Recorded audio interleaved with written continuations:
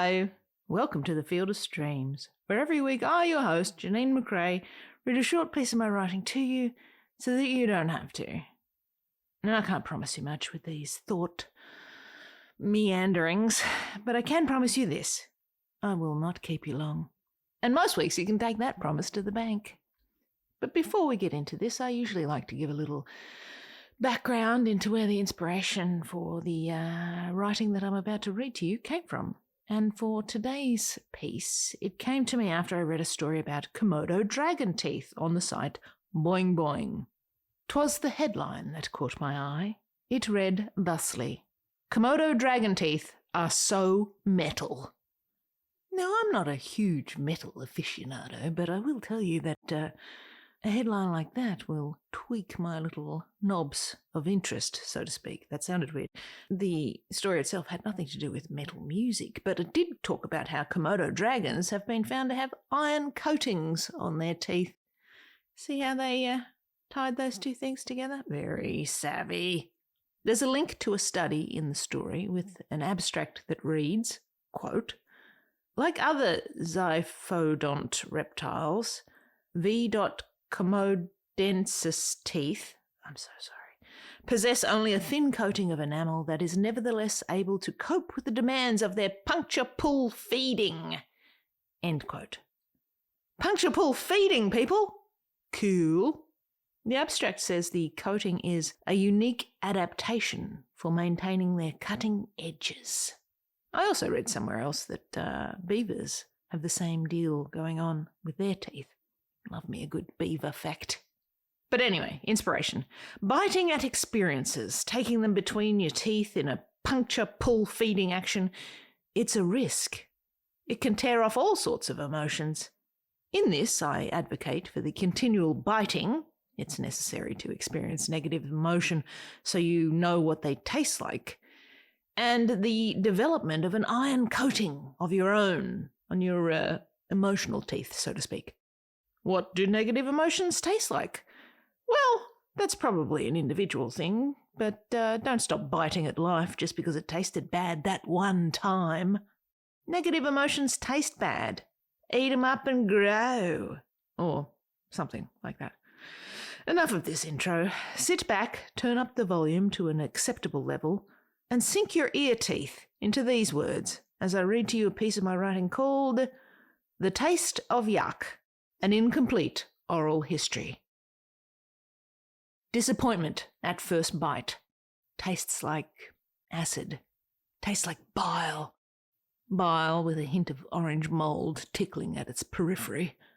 That first bite of every letdown rips another metaphorical flake of toxicity from the situation for you to consume. It lingers on the tongue like a smartass with a comment waiting for a lull.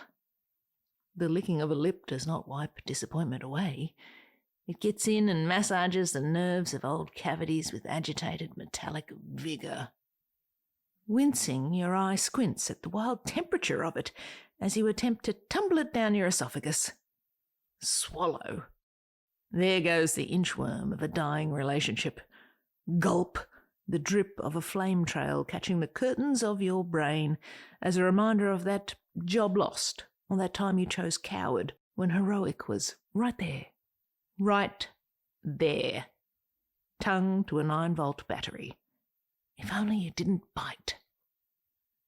Betrayal is a lemon, a failure, a fraud. So sour. Acerbic and vile, the shiver of it pierces the consciousness like a burr, like a thorn. It is a barbed blanket of a meal. With sharpness unexpected, the mouth and lips pucker and protest. The cheek of it! Whoosh! Spitting pips into the sink of forgetfulness, betrayal annoys with its persistence of memory. The pledge of its commitment is read daily at the briefing. This remembrance will last a lifetime. Incisors sharp and calculus hard, you pursue your innocence with bold intent, biting gently at life, again and again. To taste at the sour, to suck it and see. Bite. It sticks in the throat, processed roughly by the turnstiles of your tongue like citizens in a line at the DMV. ID here, documentation there, sit down, stand up, receipts accumulate and are never shredded, only filed away for next time. Through the tasting of it, a citrus-inspired rind forms around your heart. It is glazed. It is thick. It is zesty in its pungency. This is a taste that regurgitates and dons robes and wigs and retries its injustice in the court of rewind and replay. The wonky tombstones of its grief crowd your mouth with dark persistence, and in its disorganised misalignment, the diagnosis, if left untreated, is obvious. Gum disease. Tooth rot. Betrayal has but one tasting note. It reads, bad bite. Brace yourself. Hate is black blood pooling in the cavern of your underbite. It tastes rotten, rancid, foul. To bite hate is to tear and rip and violently masticate with dumb fury. Hate cracks teeth and rots jaws, and once swallowed will plant its cancer in your body like a flag. Ugly and cruel, hate pummels papillae in bare-knuckled fury with the taste of its base ingredients.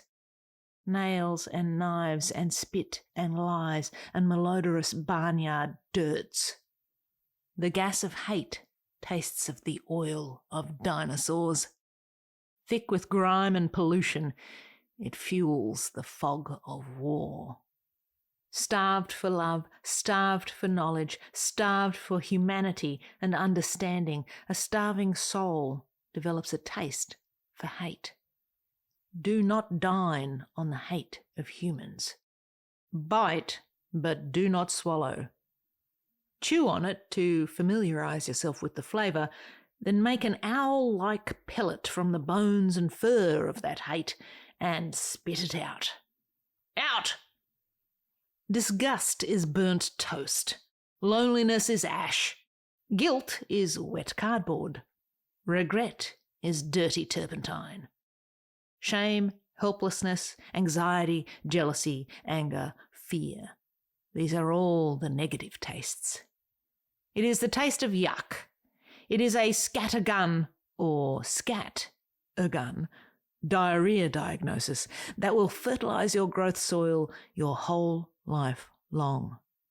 As long as you keep working it. As long as you keep biting. To survive, you must develop the iron tooth of the Komodo dragon and bite without hesitation. Pull up a chair. Taste the painbow. Life. Grab a fork. Dig in. And there you have it, today's episode. I share these thought sketches just to demonstrate that inspiration, I guess, can come from anywhere. You might as well do something with that inspiration, even if it's only to practice what you do so that you get better. In this case, I'm practicing writing, I guess. And reading out loud. How am I doing? If you enjoyed today's episode, why not share it with a friend? Or, shoot me a little message telling me. If you don't want to do that on a social forward-facing platform, which I totally understand, you can email me at noodle@jumpinthestream.com. How easy would that be? I love getting little notes. And on that note, I'll leave you with this. Love what you love, and I'll see you out there making stuff.